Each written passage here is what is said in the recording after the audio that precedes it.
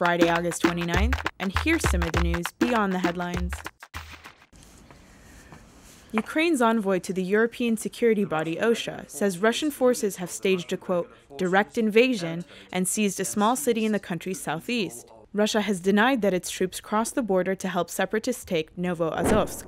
It has also rejected NATO's statement that more than 1,000 Russian soldiers equipped with heavy weaponry are on Ukrainian soil, even though satellite images were released to support the claim. The UN Security Council held an emergency meeting on the situation on Thursday, in which Russia's ambassador called for the US to stop interfering in the internal affairs of sovereign states. The most important question is what we should do to make Russia listen.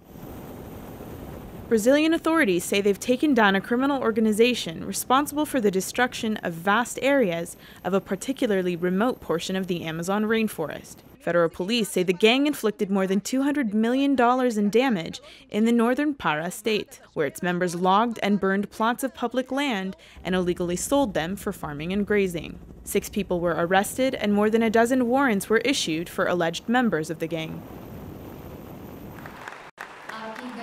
India's leader has launched a campaign to help millions of his country's poor. Prime Minister Narendra Modi wants to provide bank accounts to 75 million households over the next year, and he's calling on both state and private banks to participate. Only about 35% of India's more than 1.2 billion people have access to bank accounts. Experts say Modi's initiative suggests that the government plans to distribute social welfare benefits through direct cash transfers.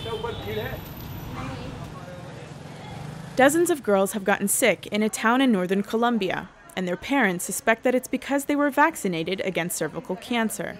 More than 200 girls have been hospitalized in El Carmen de Bolivar with symptoms like headaches, fainting, and numbness of the hands. They've since been released. All of the girls had received the popular cervical cancer vaccine Gardasil in the last few months. The town's mayor said that health experts found no evidence that the vaccine caused their symptoms. Colombia's health minister insists the vaccine is safe and that the symptoms are unrelated, but the girls' parents have demanded an investigation.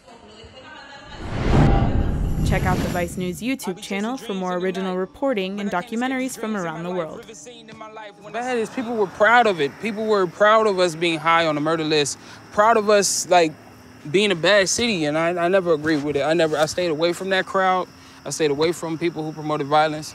I've seen a lot of unity in our community, more so than I've seen before this event. So I'm praying that that will stay.